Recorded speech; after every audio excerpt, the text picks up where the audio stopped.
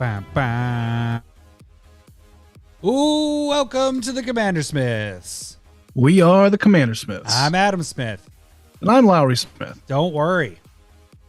We're cousins. This is Commander. And here. Oh, sorry. You're okay. You do that. We're stepping on it. I thought I was doing it. You go. Yeah. And this is Commander Precon, $20 upgrade. We probably have a real name for it, so I should have let you say it.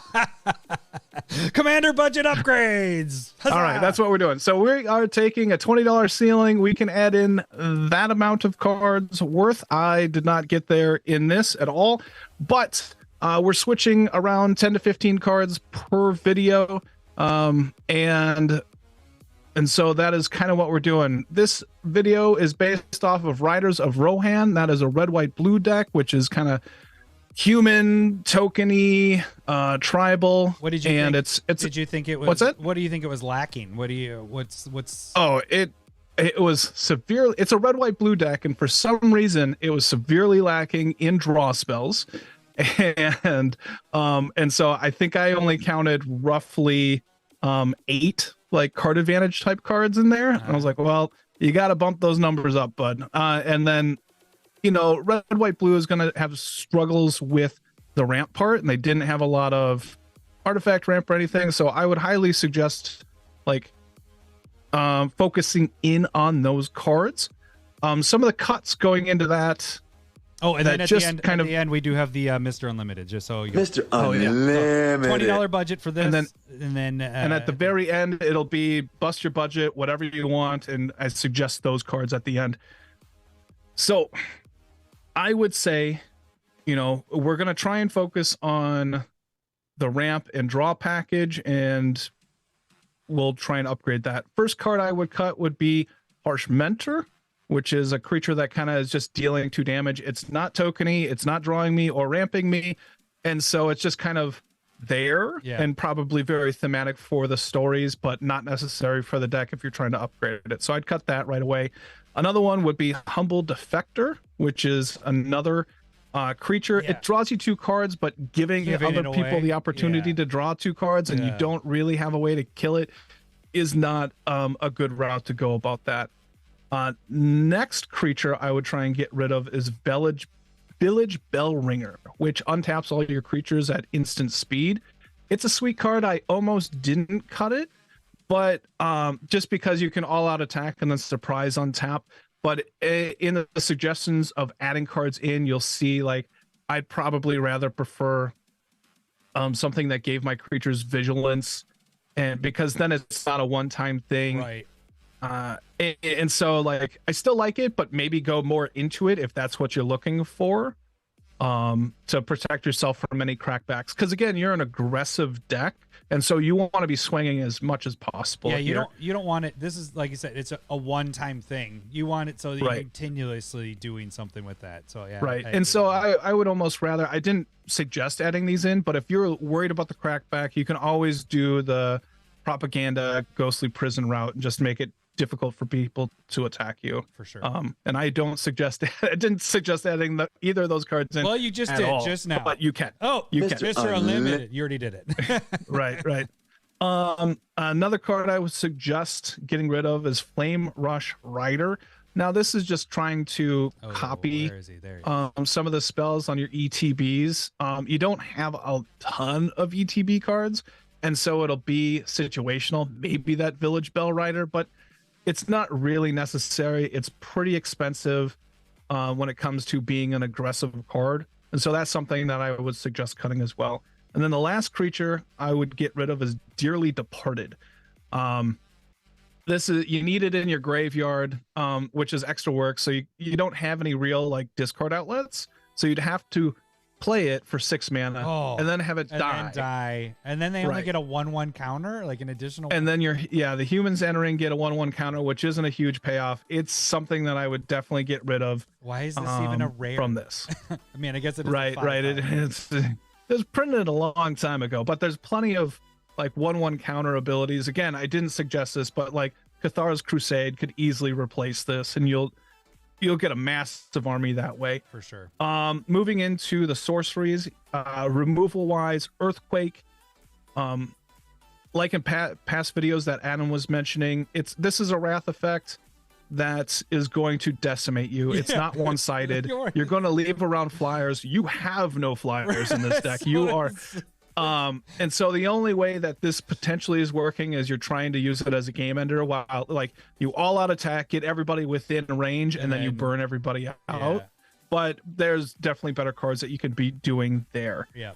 Next one I would suggest cutting would be Sunset Revelry. This is one of those bad draw cards. You're gaining life if you're behind. You get creatures if you're behind, and you shouldn't be behind in creatures in this deck. Yeah. And you get to draw a card if if you're behind in cards. But again, you're a blue deck. You should be taking the advantage in drawing. So this is just a straight up bad card here. Card. Yeah, for sure. Yeah, I agree with that. Next one would be Supreme Verdict. It's an uncounterable wrath effect.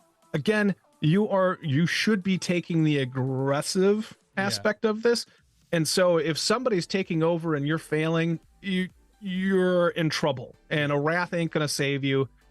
Figure out something else, and hopefully some of the ads later on should help.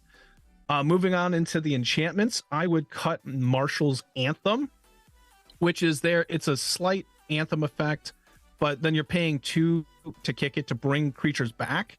So if they're dying and stuff like that, I think it's just really expensive. It's 6 mana to bring one creature back, and that's what I would want it for. Yeah, is to you don't want the bring creatures back for 4 like that. Right. I don't care about the anthem effect per se. It's a bad version of an anthem, and it's a bad version of reanimation. So I'd get rid of it and either lean into the +1/+1 counters or the reanimation, and we'll see what happens there. And then the last one, I hate this card. Don't play it in Commander. Field of Ruin. You said getting rid of 1 land. Okay. To ramp.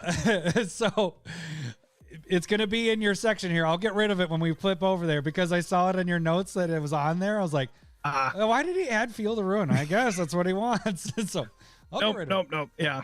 Miscommunication there. So what this does, it gets rid of Field of Ruin and the bad land on the table, but then everybody puts a land into play. You're ramping the 2 opponents you weren't affecting. Don't do that. Don't do it. All right. Don't do that. Let's get into your cards you're adding. Hang on a second. Let me do something really quick. Where's Field of Ruin? Don't worry about it. Get rid of it. There we go. There. Yeah. Field of Ruin Remove is gone. that. Okay. So Eowyn. Oh, I should have read the fucking card. All right. Eowyn here. It has first strike at the beginning of combat on your turn. If another human enter the battlefield under your control this turn, create 2/2 red human knight creature tokens with trample and haste. And if you control 6 or more humans, draw a card. So like I was saying, it's aggressive, it's a human deck, it's a token deck. So those are the things that you can kind of lean into. And maybe they're hoping that you have 6 or more humans so that you're drawing a card, and maybe that's why they went. But cantripping 1 time per turn is not it's not something that you should be banking on, in my opinion. So I would suggest other cards. All right. So we got into your upgrades. What is the total before we get into it? And you'll say it at the end. How much did this? So this one's 12 cards at $13.84 for all of these cards to upgrade your deck. And I think it will greatly help you. Awesome. All right. What's our first one? First one we're going to talk about is Aether Channeler. This is another ETB type card, but it just draws you a card. It's a human. It can get you a token if you need, and it's a little bit of removal with the bouncing another creature. If you need it. So it's a lot of things that you could potentially want. That's why I would suggest that. Modes are always good. Yeah. Next one is Angel of Glory's Rise. Now this one, when it ETBs, if you cast it, all humans go from your graveyard into play. So this is kind of that replacement for Marshall's Anthem. Like, it's a good recovery card. It's going to put all those humans back into play. I would if somebody wraths you. One more to get all of that stuff back. Yeah, I agree. Right. Yeah, instead of just one. And so that's why that's there. It's not a human, but it's going to bring a lot of humans with it. Next card is going to be Bident of Thassa. And that's right. There's a little bit of Monarch that's happening in the deck as well. And so, but Bident of Thassa is whenever a creature you control deals combat damage to a player, you may draw a card. You're the aggressor. You are going to have plenty of creatures. Hopefully they're getting through, and this should allow you to draw a ton of cards.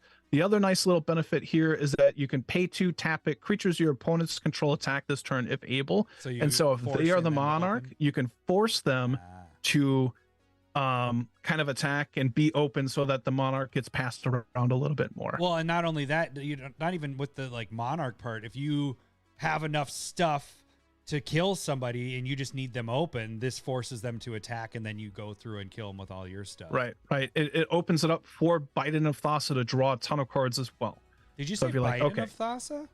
Bident of Thassa. I know. I was doing a never mind president joke. All right. It sounded like you said Bident of Thassa. Anyways, wah, wah, wah. I don't have my wah wah button. You do. Hit it. I don't have that either. Oh, you don't. All right. Next card I want to talk about is Brave the Sands. This is kind of the replacement for Village Bellringer. Allows your creatures to have vigilance, and they can block an additional creature. And so, a 2/2 can block two huge fatties. That's not a bad thing. Sacrificial Lamb. Sorry, guy. And but this card is fantastic when you want to be an aggressive deck because it allows you to stay open. Yeah, so this is a much better replacement, and it's cheaper than the other one that was out there. Right. It's less mana to come out. It's more efficient. I highly suggest using this card in your budget aggressive decks. Next card I want to talk about is Charming Prince. It's a human. It has an ETB on it, which allows the scrying 2 is nice for card advantage to a degree, and also can potentially blink something else, which again, you don't have a lot of blinking going on, but it's not a bad deal to have. But it's mostly there to be a human, to be cheap, and to scry you 2. Next card is going to be Devout Chaplain. This is it taps, and you can tap 2 other humans you control. Again, human tribal going on. Exile, target artifact, or enchantment. It's your removal. You're going to be able to do it a bunch of times, and you're going to be able to get rid of that ghostly prison, propaganda, crawl space, anything that's slowing you down from being all out aggressive. It's going to go great for you. Or just starts wrecking people's mana with like their ramp. Yeah. Get rid of soul rings, get rid of mana crypt, get rid of their protection with the greaves or boots. It's a solid card in a human deck for sure. Awesome. Next card I want to talk about is Disrupt Decorum. It goads all your opponent's creatures. It just moves creatures out of the way. It allows them not to hurt you, and you're going to get that monarch back as well. Yeah, it should be sweet. Yeah. And it's kind of like there's another red-white card in there that's new that goads all your opponent's creatures and they can't block. So it's just kind of adding into a little bit of that synergy going on. Keeper of Keys is the next card, and when it ETBs, you become the monarch. And if you are the monarch at your upkeep, your creatures are unblockable. Ooh, having unblockable creatures in aggressive deck is going to be pretty good. Yeah, and it's a human. Yeah. It's a human. Hey, it fits perfect. Mass Appeal is surprisingly not in this deck already, and this draws you a card for each human you control. You're a human deck. This is going to draw you a ton of cards. Put it in. It's cheap. It's cheap. It's a 10-cent card. Yeah. Go get it. Put it in there. Next one, Mentor of the Meek. Again, human. You have, if you're creating those 2/2 tokens that are coming into play, you can pay 2, draw 2, but for every creature that you have coming into play, this is going to draw you a ton of cards as long as you're opening and keeping that mana open. Yep. Surprised they don't have that in there. Next one is Reconnaissance Mission. It's under $1. It's super cheap. It's just a replacement for Bident of Thassa, just having a little bit of similarities between cards. And the last one, and I believe the most expensive upgrade, I would highly suggest Reliquary Tower, because you're drawing a lot for of cards. replacement of Field of Ruin. It's number one, I added in a lot more like huge draw spells with Mission, Thassa, Mass Appeal, Mentor of the Meek. You're going to be drawing a ton more cards. It already has Thought Vessel in the deck, which allows you to have no maximum hand size. So having something else that does that in the deck should be helpful. Awesome. All right, now so again, that's at $13.84. That's cheap on TCG Mid. That's cheap. That's cheap. And there's plenty of other upgrades that you can be doing. Getting into them, Mr. Unlimited. All right. Again, you want to, if you're an aggressive deck, you want to be playing with the Chrome as well. You're going to protect your gang. If you're a token deck, you're getting it Anointed Procession. Aurelia, the war leader, gives you extra combat steps, just being more aggressive. Boros Charm gives you that indestructible for everything. Curse of Opulence gives you cheap ramp, highly suggested. Dockside Extortionist, why not? Yeah. Esper Sentinels drawing you card. Lawless Maneuver, indestructible as well. Heliod's Intervention might be a thing that we're into, but it's flexible removal. Suggested it twice now. Jessica's Will is ramp and draw. Why not? Kindred Discovery is another. It's a human tribal. If you're blue and tribal, it should be in your deck probably. Mangara the Diplomat is going to draw you a ton of cards. Also human. Mondrak is doubling the tokens that you're going, and you can go more into tokens with this deck as well. Perforos is just dealing 2 damage. So if somebody has locked you out of combat, this is a solid one to go with. Rhystic Study for the incredible draw that it always provides. Smothering Tithe for those treasures. Strionic Resonator is there to double that trigger of tokens and drawing, potentially. So like that's just kind of a cool little bit. Interference Protection for just protecting your stuff. Great when you have a token deck. You like the Indestructible is nice, and the phasing is nice for token decks. Don't have bounce, because you're going to lose your tokens that way. Either way, it doesn't protect them. So, and that's it. Awesome. And again, fix the mono bases. Basic lands, get those down. Fetches, get those down. Shocks, duels, if you have them. There's a lot of lands that you guys can do. Fetches. Yeah, fetches are the best. You need those for sure in there. So all right. Well, make sure you guys like, subscribe if you like the video. And make sure you guys follow us and hit the little bell thingy so you guys can see when these videos are all popping up. That should do it here, right? I think that's all right. Thanks for watching. All right. We'll see you.